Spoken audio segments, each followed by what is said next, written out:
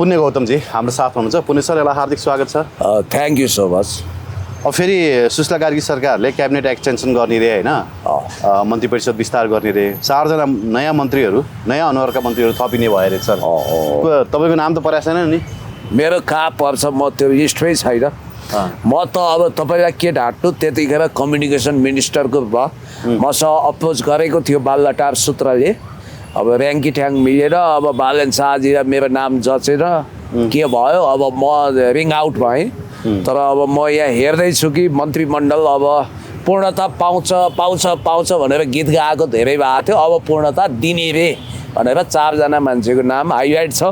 सम्भवतः तपाईँले म यो संवाद गरिरहँदा आज बेलुकै शपथ ग्रहण भइसक्छ। राष्ट्रपतिकोमा नेम लिस्ट गइसक्यो अरे। अनि जेनजी त कोही परेन छ नि त?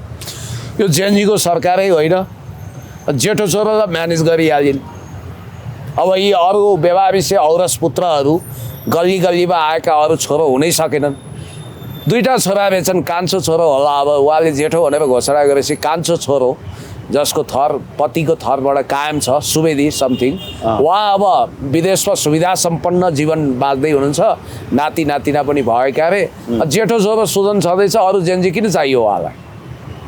बा आए पनि छोराहरूकै शासन, आमा आए पनि छोराहरूकै शासन रहेछ होइन। अब असली नेपोटिजम भने यही रहेछ के, जब कसैलाई तपाईँले सन्तान भनेर घोषणा गर्नुहुन्छ भने सन्तानप्रतिको तपाईँको विशेष मोह, खास उत्तरदायित्व, अब घरको एउटा संविधान हुन्छ क्या। मेरो छोरो त्यो मान्छे जहाँ पनि पुग्छ, न जेनजी उमेर समूह, न आन्दोलनको स्टेक होल्डर होइन, त्यो मान्छे आर्मीसँग वार्ता गर्न के हैसियतले पुग्यो, आर्मीले त्यसलाई नै चाहिँ प्रतिनिधि भनेर किन बोलायो भन्ने विषयमा मैले तपाईँसँग कुरा गरेको थिएँ। त्यो मान्छे किन निर्बाध रूपमा बालुवाटार छिर्न सक्छ, त्यो मान्छे किन निर्बाध रूपमा मन्त्रालयभित्र छिरेर आइजिपी सँगै राखेर मिटिङ गर्न सक्छ होइन, त्यो मान्छे किन अल इन अल यो गभर्मेन्टको जस्तो देखिन्छ भनेको जेठो छोरो रहेछ। उनलाई दिने दर्जाहरू थिएन।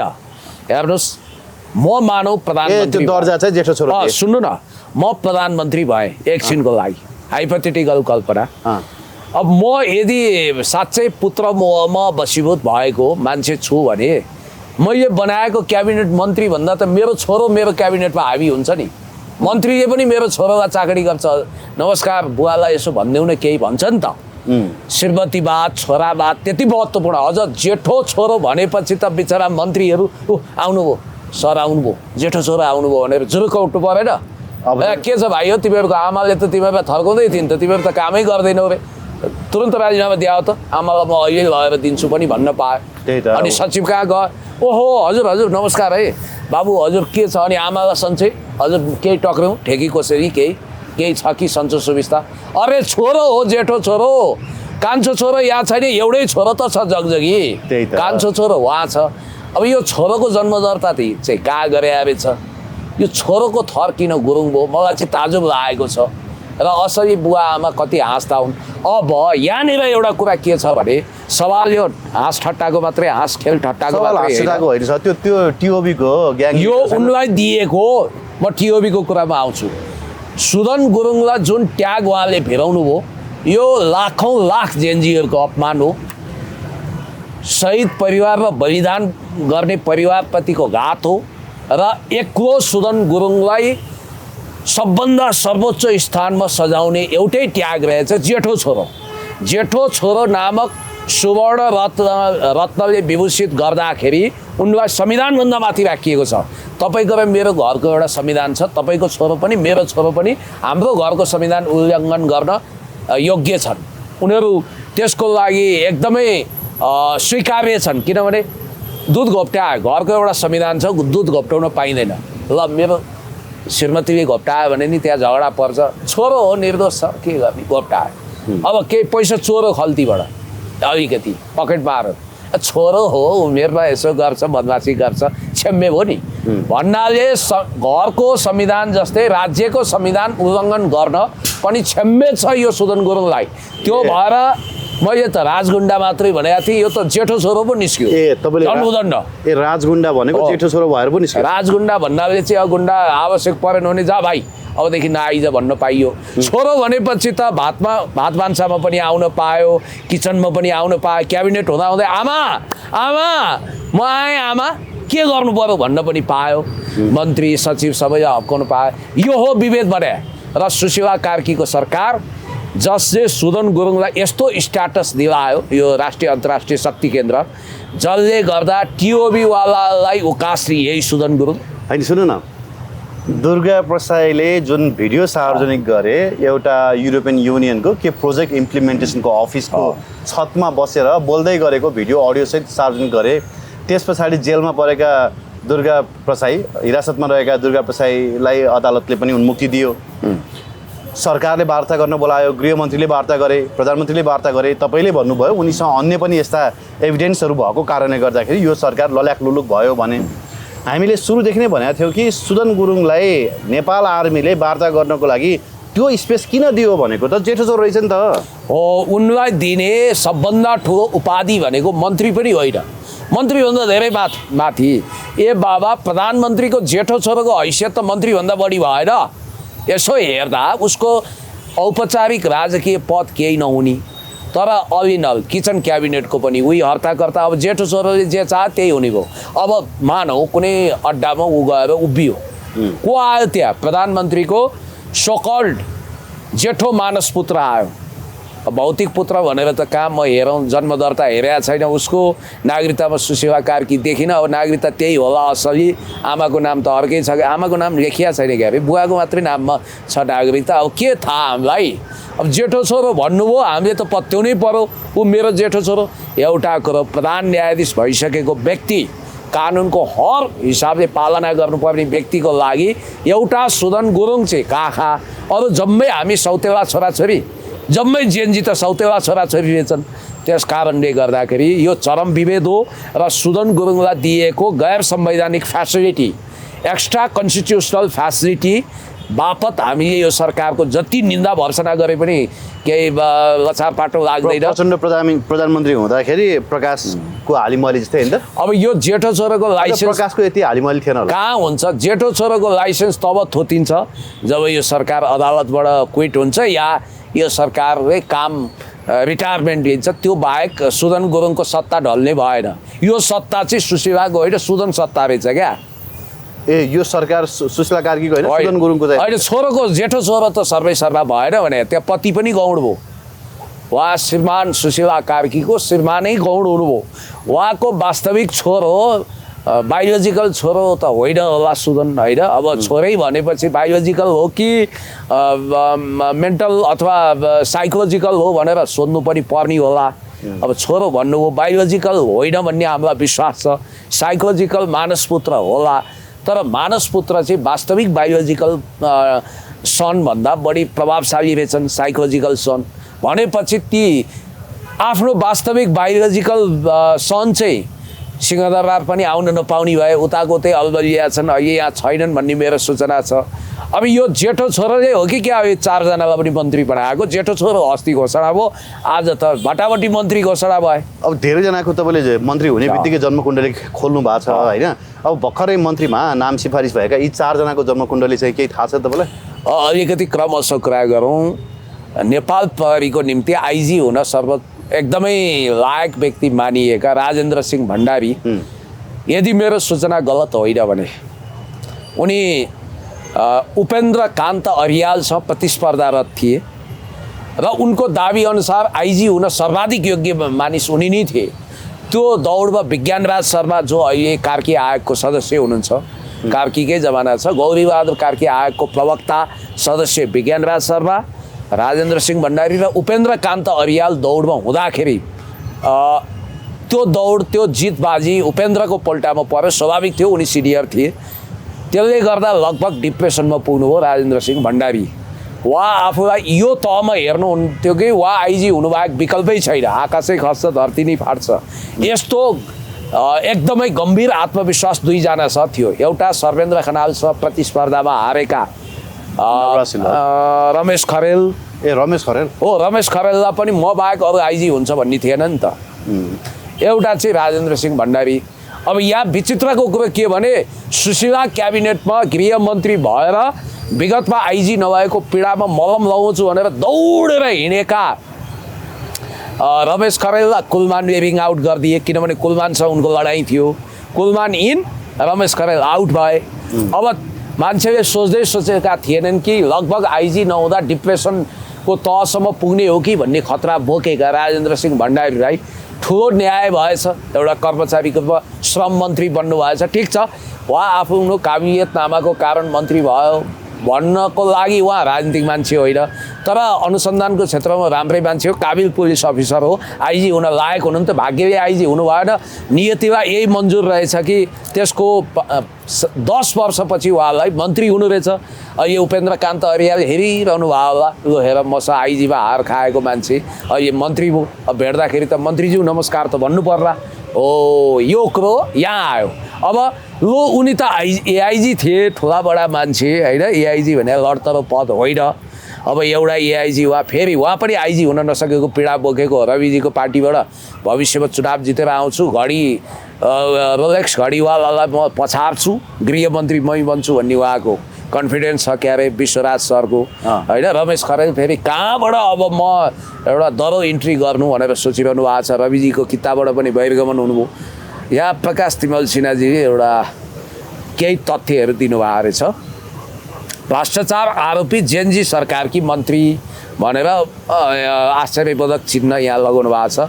59 करोड भ्रष्टाचार मुद्दाकी आरोपी समेत रहेकी पर्यटन बोर्डकी वरिष्ठ प्रबन्धक श्रद्धा श्रेष्ठलाई जेएनजी आमैको सरकारले महिला बालबालिका तथा ज्येष्ठ नागरिक मन्त्री बनाएछ। उनी समेतको संलग्नता रहेको भन्दै अख्तियार दुरुपयोग अनुसन्धान आयोगले 2071 साल चैत्र 20 गते विशेष अदालतले भ्रष्टाचारको आरोपमा मुद्दा दर्ता गरेको थियो। अध्यक्ष सुभाष निरौलालाई 7 वर्ष जेल सजाय तोकिएको यो मुद्दा अहिले सर्वोच्च अदालतमा विचाराधीन छ।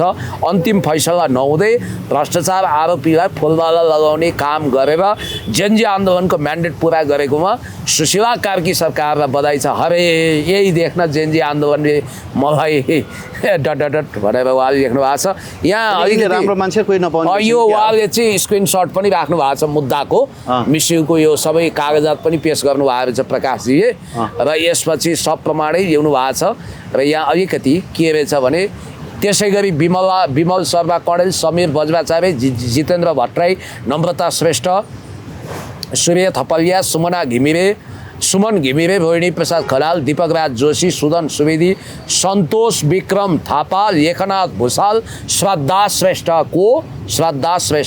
प्रदीप बस्नेत पनि भ्रष्टाचार आरोपीको मुद्दामा छन् भनेर अनलाइन खबरमा त्यतिखेर आएको न्युज आएको रहेछ, अहिले आएको रहेछ। महिला बालबालिका तथा ज्येष्ठ नागरिक मन्त्रीको जिम्मेवारी पाएकी श्रद्धा श्रेष्ठ पर्यटन बोर्डकी वरिष्ठ प्रबन्धक हुन् भनेर यसरी आएको छ। र भाग्यमानीको भुतै कमारो, भाग्यकी देवी दाहिनी हुनाले भयो। अब अर्का महेन्द्र के अरे हाम्रो माधव चौमगाई, सुरुमा त तपाईँले अहिले भर्खर इन्टरभ्यू दिनुभयो, माधव पराजुली त होइन, किनभने कमसेकम मिडियामा उहाँ त चम्किनु भएको छ। उहाँ पनि अब अलिकति बोल्नमा तगडै हुनुहुन्छ भनेको त कहाँ अब पिछडिएको कर्णाली क्षेत्र त्यताबाट म मन्त्री हुन्छु भनेर हाम्रो हेमराज भाइले पनि सपना देख्नु भएको थियो। हो त, अब मसँग हिँडेको मेरो भाइ जस्तो मान्छे बब्लु मन्त्री भयो भने अब म किन नहुने, ऊभन्दा बढी पढेको छु, म योग्य छु भनेर हिँड्नु भयो। फेरि भूगोलले पनि साथ दिए, पिछडिएको सुदूरपश्चिम भनेर उहाँलाई त्यो कोटामा पनि पर्ने इच्छा। तर हेर्नु त अब हेमराजजीले हेर्दै हेमराजजी भन्दा कोठे गफमा सिपालु के किताब पनि लेखेको कविता सङ्ग्रह, यसो जनस्वास्थ्यतिर अयब सयब हो कि डाक्टर हो के भएको एकजना व्यक्ति माधव चौलागाई गएर फ्याट्ट मन्त्री हुनुभयो। अनि अर्को इङनामजी के अरे किरण इङनाम कि के अरे कुमार इङनामजी चाहिँ अब हाम्रो युवराज सङ्ग्रहला सर महान्यायाधिवक्ता हुनुभयो, वरिष्ठ विद्वान हुनुहुन्छ, एकदमै तेज तरार वक्ता हुनुहुन्छ, देशभक्त हुनुहुन्छ। तर उहाँको समस्या के हो भने उहाँ बारवारा फाउन्डेसनको मेम्बर हुनुहुन्थ्यो, उहाँ समता फाउन्डेसनको विरोध गर्नुहुन्थ्यो। उहाँ पश्चिमा एजेन्ट नभएको हुनाले उहाँको स्कुल अफ लमा पढाउने कुमार इङनाम नै मन्त्री पदमा पुग्नु भएछ। स्कुल अफ लमा अध्यापक गर्नुहुन्छ, त्यहाँ पढाउनुहुन्छ, काठमाडौँ स्कुल अफ ल। यति हो उहाँको परिचय, यहाँभन्दा बढी मलाई थाहा छैन। अब भन्दिनँ त, हेर्नुहोस् बायोडाटा बनाइदिन त के रहेछ नेपालमा भने म मन्त्री भएँ भने मेरो नभएको बायोडाटा पनि बनाइदिन्छन् क्या, यस्तो गर्नुभयो उस्तो गर्नुभयो। उहाँले मध्यरातमा 16 घन्टासम्म लगातार हिँडेर पुण्य गौतम एउटा बिमारीको उपचार गर्न जानुभयो, त्यहाँ सहयोग गर्न जानुभयो भनेर नि पत्याइहाल्छन्। कमसेकम 10 घन्टा त गएकै हो क्यारे, म त्यसमा 6 घन्टा थप्दिनँ के भयो र होइन। बायोडाटा पछि बन्ने हो र एक हिसाबले भन्नुपर्दा लगभग विस्मृतिको गर्तमा जान लागिसकेको इतिहासको एक महत्त्वकांक्षी पुलिस अफिसर भ्रष्टाचार मुद्दा खेपिरहेकी आरोपी विचाराधीन मुद्दाकी एक पक्ष भनेर चिनिएकी श्रद्धा श्रेष्ठ, त्यसपछि कुमार चौलागाई नामक अति चतुर त्यो क्षेत्रको एकजना होला माधव, उहाँ पनि अब के हो छोराकै सिफारिसमा होला, जेठो छोराको माधव चौलागाई र कुमार इङनाम नामक अब जनजातीय पनि समेट्नु पर्छ भनेर अर्को साम्पाङलाई पनि देखाइदियो पूर्वी क्षेत्रको हो भनेर सायद उहाँलाई ल्याइयो, अध्यापन प्राध्यापन क्षेत्रको हो। अब मन्त्री नै बन्ने योग्यता भने त के रहेछ भने भाग्यको देवी कहिले दाहिने हुन्छ तब मान्छे मन्त्री हुन्छ, त्यही हो। त्यही त भाग्यकी देवी होइन चाहिँ सुस्ला कार्की।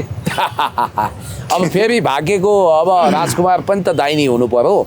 अब जेठो छोरोले या आशीर्वाद नदिएसम्म त केही पनि नहुने भयो। या जेठो छोरो भनेको 4 मन्त्रीले लिए पद तथा गोपनीयताको शपथ रे लिइसके। हेर्नुहोस्, जेठी वा कान्छी जे भनौँ गिरिजाबाबुको एउटै छोरी सुजाता छोरी, जेठी छोरी भनिदिउँ उनलाई, कान्छी नजन्मिया हुनाले। अनि जेठो छोरो भनौँ या कान्छो छोरो जो भनौँ, एउटै छोरो प्रचण्डको प्रकाश दाहाल पनि यति हाबी भएन। प्रकाश दाहाल त कहाँ यसरी मन्त्रालयमा गएर टेबल ठटाएर सचिव थर्काएको त थाहा भएन, भित्रभित्रै सुलसुले काम गर्थे होला नि, बिचरा उनलाई श्रद्धाञ्जली दिउँ होइन। बरु बुहारीले मन्त्री हुन पाइन्, अब खोइ प्रकाशलाई त मन्त्री पनि बनाएनन्, सांसद पनि बनाएनन्, केही पनि भएन। उनले पावर इन्जोय गरे होलान् मौज बस्ती। तर जेठो छोरो सुदन गुरुङले जस्तो त सायद यति भाग्यमानी जेठो छोरो कोही थिएन।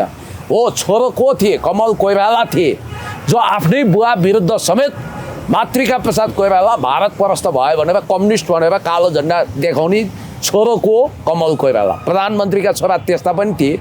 अब यस्ता यी साइकोलोजिकल छोरो मानसपुत्र पनि छन्। ओहो, भाग्य हुनु त सुदन गुरुङ जस्तो।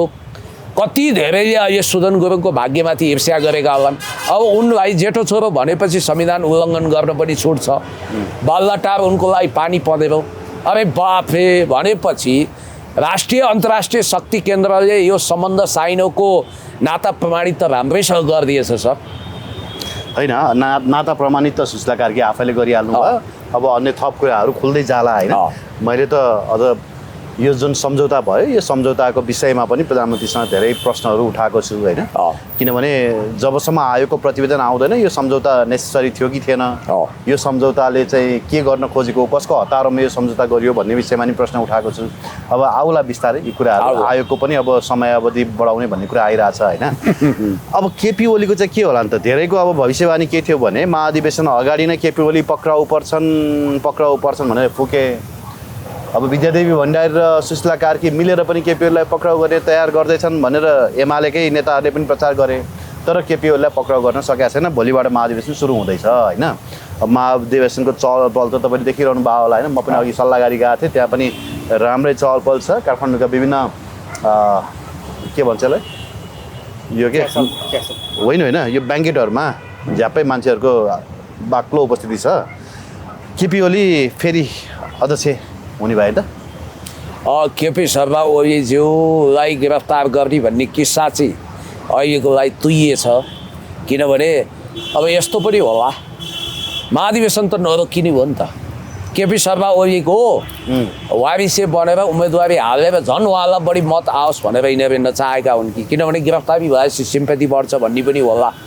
अथवा यिनीहरूको याउ हिम्मत भएन गिरफ्तार गर्ने। अब अहिले महाधिवेशनको चटारोमा एमालेको ठुलो पङ्क्ति काठमाडौँमा छ। र अर्को कुरो के भने यो मिडिया ट्रायल पनि हुनसक्छ गिरफ्तारीको ध्वास होइन। यो विविध कुरा छ। अथवा एमालेको नेतृत्व ओलीले गरून्, ओली सहितको नेतृत्व चुनावमा जाओस् भन्ने चाहना छ कि यो शक्ति केन्द्रलाई पनि, अथवा यिनीहरूले साहित्य हेरेर पछि कराप झ्याप बनाउला भन्ने सोच्या हो कि। अब जेठो छोरोको दिमागमा के बत्ती जल्या छ त्यो पनि कुरा आउला। जेठो छोरो त बरु सिंहदरबार झुन्डिन्छु तर गिरफ्तारी चाहियो भनेर रोइयो गरिरहेछन्। के अरे जेठो देशव्यापी आन्दोलन गर्छु भन्थ्यो त्यसले होइन, खोइ त कहिलेबाट गर्ने रहेछ होइन। अब जेठो छोरोले आन्दोलनै गर्नु पऱ्यो होइन, आमालाई घोर्काएपछि पुगेको नि। जेठो छोरो त संविधानभन्दा माथि पुग्यो। ओम प्रकाश पनि तर्सिनु पर्ने बेला भयो। ओम प्रकाश राजीनामा मागे होइन त भने जेठो छोरोले। अब जेठो छोरोले मागेपछि त अब जे पनि हुने भयो। तपाईँ हामीले सुरुदेखि नै के भनेका थियौँ भने सुदन अब टेर्दैन सिंहदरबारले, सुदन बाइकट हुँदै गए भन्दा मैले ठोकुवा गरेका थिएँ र तपाईँले त्यसमा तथ्यसहित समर्थन गर्नुभएको थियो। हामीले जेठो छोरो टर्मिनोलोजी युज गराएका थिएनौँ, राजगुण्डा हुन्, उनी संविधानभन्दा माथि छन् भनेर भनेका थियो। तपाईँले क्लियरली भन्नुभएको थियो जब 12मा उनी पुगे, 12मा उनी पुगेको चाहिँ सुशीला कार्कीकै निर्देशनमा पुगेका हुन् भन्नुभएको थियो। बाबा मैले चाहिँ त्यति बेला भविष्यको आइजी मानिने एसपीलाई सरुवा गर्दै एकै झड्कामा उनी चढेको गाडी देख्दा नै म छक्क परेको थिएँ कि आमै भिख मागेर गाडी त्यत्रो चढ्दो रहेछ। त्यसो काम भिख माग्ने बाहेक नि होइन नि, होइन भिख माग्ने बाहेक त केही रोजगारी छैन नि त त्यो मान्छेको, छ त। कुरा के हो भने नि सर, भिख मागेर धर्म सुन्तली अमेरिका पुगी गए होइन, त्यसको नि भिख माग्ने बाहेक त अरू काम त के? अनि यो राज सर तपाईँ त साह्रै चलाक मान्छे हो, सुन्नुहोस् है। ध्रुव सुन्तलीको त अब के भयो यहाँ यो गरेका थिएँ, कठैबाट हामी सिद्ध्यौँ, यो भयो ऊ भयो, 18 करोड ऋण लायो, महानगरपालिकाले हेर्दै हेरेन, केन्द्रबाट बजेट गएको छ, रवि लामिछानेले समेत पहिला दया गरेका थिए, रेणुले बर्बाद बनाइन् भनेर उहाँ प्राकृतिक चिकित्सा जोइन गरेका के गरेका कठैबाट भनेका नेपालीले रकम उनलाई निकासा गरिदिनुपर्छ भन्ने मेन्टालिटी बनाउँदा हामीलाई थाहै भएन उनी त ग्रिन कार्ड होल्डर हुँ भनेर स्वीकार्दै अमेरिका पुगिसके, अब उतै बस्छन् के गर्छन् होइन। अब यो पनि एउटा मिठो कलाकारिता हो होइन। ध्रुव सुन्तलीको आफ्नो किस्सा छ। अब यो देशमा उनले घाँटी नहेरिकन हाड निल्ने जुन प्रयत्न गरे त्यो प्रयत्न बढी चर्चित भयो। अब उनी के हुन् कसो हुन्, अब उनका विषयमा चलेका शङ्काका तुफान के छ कसो छ, नेपाल प्रेसले उनलाई पुरै भावुक बनाएर प्रस्तुत गरिदियो। छोरीको उपचार गर्ने एउटा रफू चक्करले गर्दा गए, कठैबाट उनले इमान्दारितापूर्वक काम गरेका थिए, नेपाली समाजले उनको सेन्टिमेन्ट बुझेर उनले मुसहर बस्ती पनि बनाएकै हुन् भन्ने एकाथरी छन्। मुसहर बस्ती बनाउँदाखेरि होइन, यो सिन्धुपाल्चोकको बस्ती बनाउँदादेखि हामीले उहाँको 100% समर्थन गरेको, तर जुन दिन रङ्गशालामा हात हाले त्यो दिनदेखि हामीले विरोध गरेका हो। कृषि विश्वविद्यालयको जग्गा मासियो, गाई चर्ने जग्गा, त्यो गाईको प्रजनन केस सम्बन्धी गाई चरिरहेको जग्गामा जब उनले क्रिकेट रङ्गशाला बनाउने भने नि त्यो दिनदेखि नै हामीले उनको विरोध गरेका। म समेत सेन्टिमेन्टल भएर रङ्गशाला बनोस् भनेर 2 चरणमा 10,000 सहयोग गरेको, क्यामेराले खिचे। यो देशमा रोग र भोकले मर्नुभन्दा अमेरिकातिर गए राम्रै भयो, उनको लाइफ राम्रो होस् होइन। हामी जस्तो मूर्ख रहेनछन् अमेरिका पुगेर नि फर्क। कमसेकम तपाईँले चाहिँ युट्युब छोडेर उता जानु नपरोस्। ल थ्याङ्क यू भेरी मच। र अर्को कुरो, अब जेठो छोरोको सहमति चाहिँ उहिले भएको, जेठो छोरो उहिले उनले जन्माइसकेका रहेछन्, तर घोषणा चाहिँ हिजो भयो है। जेठो छोरोको स्ट्याटस चाहिँ उहिले प्राप्त थियो, मिडियालाई हिजो जानकारी दिइएको, जानकारी मात्र हिजो गराइयो, हिजो होइन अस्ति। ल जेठो छोरोको घोषणा चाहिँ जेनजीसँगको सम्झौताको क्रममा, हेर जेनजी भाइ बहिनी हो तिमीहरू अलि पर बस, यो एउटा केटो छ के अरे के ढुङ्गाना भन्ने के यी कोही पनि होइनन्, यिनीहरू पाखा भइसके। काखमा चाहिँ यो हेरी मेरो जेठो छोरो छ, यसको नाक ठाडो बनाउनु, प्रशासकहरू सुन, पुलिसहरू सुन, कानुनले सुनोस्, हो सबैले सुन, यो मेरो जेठो छोरो हो, कान्छो छोरो या देखिँदैन, जेठो छोरोले जे भन्छ त्यो इच्छा पुरा गरिदिनु भन्ने म्यासेज उनले दिएकी छिन्। जे होस् जेठो छोरोको युग आएछ। हिजो चाहिँ तपाईँको अब यति शक्तिशाली जेठा छोरा थिएनन्, अब जेठो छोरो भन्ने उपन्यास लेखिहाल्नु साहित्यकारहरू, यही भन्छु। धन्यवाद। हस्।